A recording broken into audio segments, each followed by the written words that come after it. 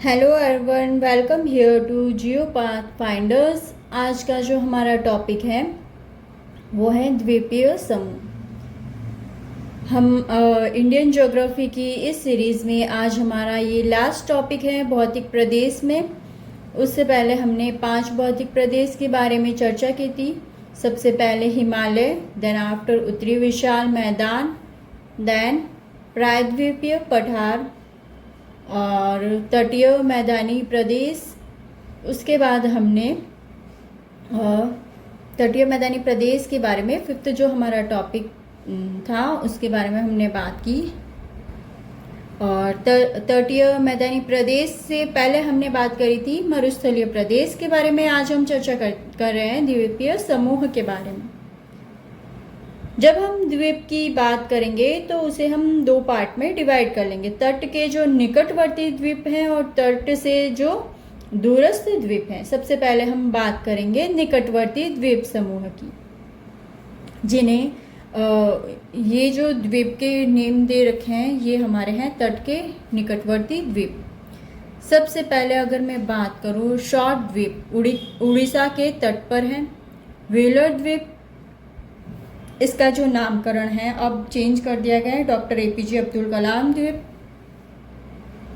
श्री हरिकोटा द्वीप आंध्र प्रदेश के तटवर्ती भाग पर है। सतीश धवन उपग्रह प्रक्षेपण स्थल है। बालासोर द्वीप उड़ीसा के तट पर। गंगा सागर द्वीप पश्चिमी बंगाल के तट के पास हुगली नदी के मुहाने पर है। सालसेट द्वीप मुंबई नगर बसा हुआ है। आलिया बेट या खड़िया बेट द्वीप गुजरात के तट पर है और पेट्रोलियम भंडार के लिए जाने जाते हैं। Henry, Kenery, Butcher, Piram, Bhaisla, Elephant, Pigeon, ये सभी द्वीप महाराष्ट्र तट पर स्थित है। पैम्बन द्वीप और पैम्बन द्वीप व कच्चातीवु द्वीप तमिलनाडु के पास स्थित है। अब हम बात करेंगे तट से दूरस्थ द्वीप के बारे में, और इसमें से जो एक ये व्हीलर द्वीप है इसको आपको याद रखना है। इसका जो नाम है वो अब डॉक्टर एपीजे अब्दुल कलाम द्वीप कर दिया गया। अब हम बात करेंगे तट से दूरस्थ द्वीप की, जिसमें 2 द्वीप आते हैं, अंडमान निकोबार द्वीप समूह और लक्षद्वीप समूह। लक्षद्वीप समूह में 36 द्वीप हैं। अंडमान निकोबार द्वीप समूह में 572 द्वीप से। अब हम बात करेंगे जो टोटल द्वीप है वो है 608। ठीक है। सबसे पहले अंडमान निकोबार द्वीप समूह के बारे में बात करेंगे। अंडमान निकोबार द्वीप समूह की उत्पत्ति बंगाल की खाड़ी में डूबे हुए पर्वतीय भागों की बाहर निकली हुई चोटियां है। यह मुख्य द्वीप निम्न है। देखो एक डायग्राम के द्वारा आपको पूरा जो द्वीप का स्ट्रक्चर है वो बताऊंगी। ये है हमारे इंडिया का दक्षिणी भाग और हम बात कर रहे हैं अंडमान निकोबार द्वीप समूह की। ये म्यांमार है। ठीक है। म्यांमार और उत्तरी जो अंडमान है उसके बीच में कोको चैनल पाया जाता है और यहीं पे देखो नारकोंडम द्वीप समूह है।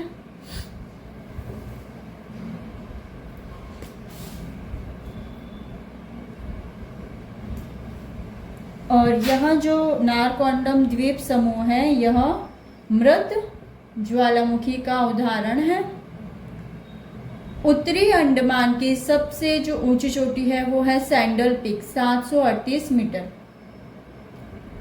और यहाँ पे है बैरन द्वीप। बैरन द्वीप भारत का एकमात्र सक्रिय ज्वालामुखी का उदाहरण है।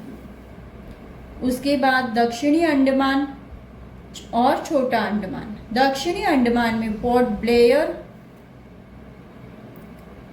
और अगर मैं बात करूँ यहाँ पे देखो डंकन पास। दक्षिणी अंडमान और जो कार निकोबार है छोटा अंडमान है उनके बीच में डंकन पास गुजरता है।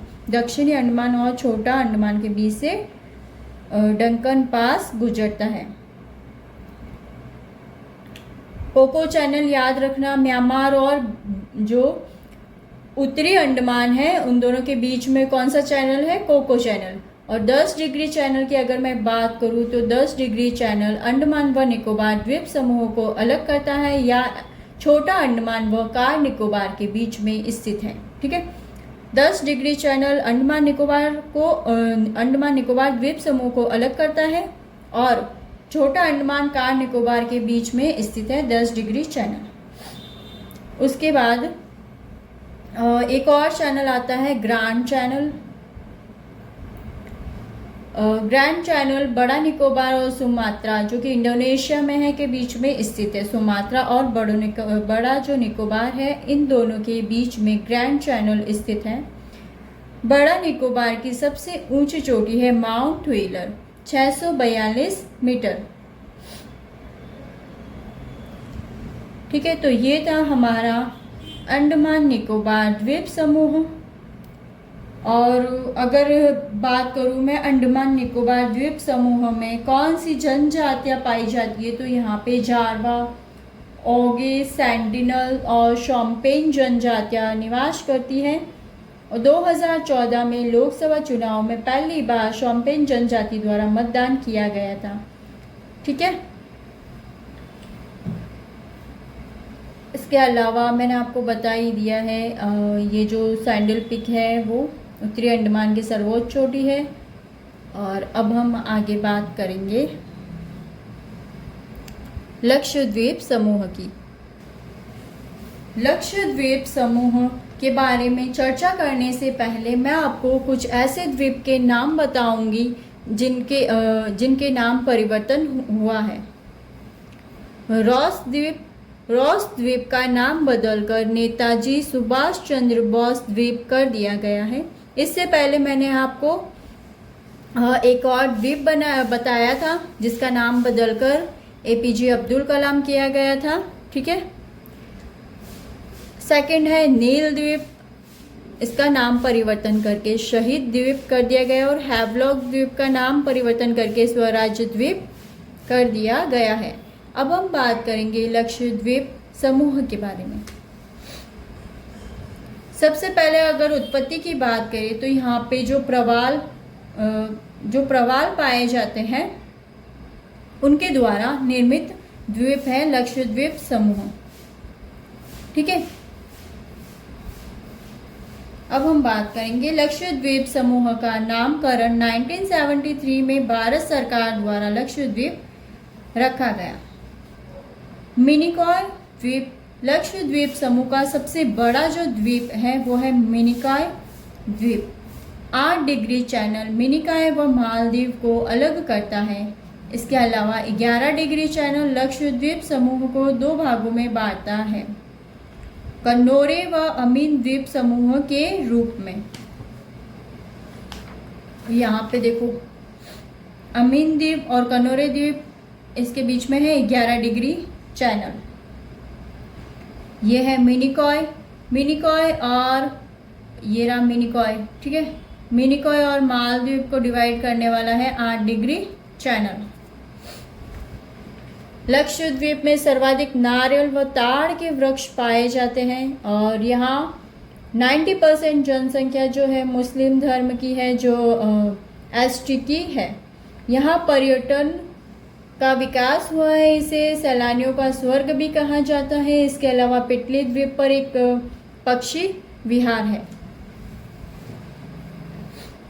इसके अलावा अन्य जानकारी में मैं आपको बताऊंगी कि जो हमारा समुद्री भाग है वहाँ जो आधार रेखा होती है और कहाँ तक हमें जैसे खनन करने का अधिकार है या हमें कहाँ तक समुद्री सीमा का अधिकार प्राप्त है।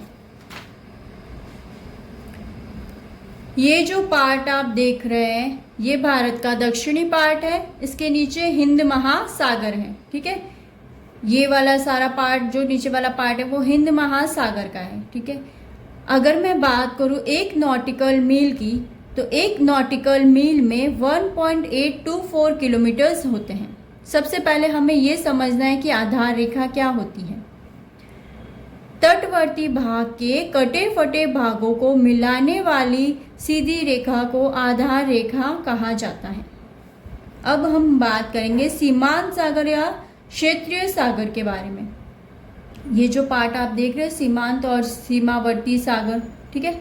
आधार रेखा से 12 नॉटिकल मील या 12 समुद्री मील तक का जो भाग है, समुद्री भाग आता है इसमें, यानी आधार रेखा से लेके 12 नॉटिकल मील तक का जो भाग है वो सीमांत या क्षेत्रीय भाग होता है और इस पर देश की संप्रभुता का अधिकार होता है। बिना इजाज़त के आप इस एरिया में नहीं जा सकते हैं और यहाँ पे सिर्फ और सिर्फ उसी देश का अधिकार होता है, ठीक है।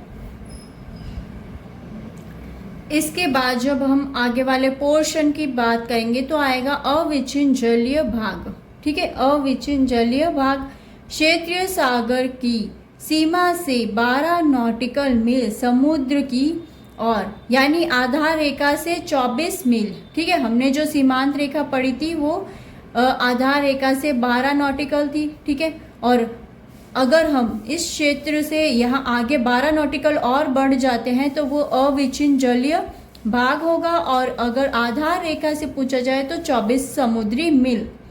इस क्षेत्र पर किसी राष्ट्र द्वारा सीमा शुल्क लगाना, आवाजन, घुसपैठ को रोकने का अधिकार होता है, यानी यहाँ से सीमा शुल्क स्टार्ट हो जाता है। उसके बाद हम बात करेंगे स्पेशल इकोनॉमिक जोन, विशिष्ट आर्थिक क्षेत्र के बारे में। आधार रेखा से, आधार रेखा यानी यहाँ से जहाँ से हमारी आधार रेखा भारत की जो मेन आधार रेखा बेस लाइन स्टार्ट हो रही है वहाँ से बात करें। आधार रेखा से 200 नॉटिकल मील तक का समुद्री भाग होता है। इस भाग में वह देश सागरीय संसाधनों का दोहन कर सकता है तथा अन्य देशों को इस भाग में जलयान बिछाने व केबल बिछाने का अधिकार होता है। तो ये था हमारा आज का द्वीप से रिलेटेड टॉपिक और आज हमने भारत के भौतिक भूगोल के जो प्रदेश थे उनको कंप्लीट कर लिया है। उसके बाद हम बात करेंगे भारत के मॉनसून के बारे में और उससे पहले हम PYQs वाला सेशन करेंगे। Thank you so much for watching this video.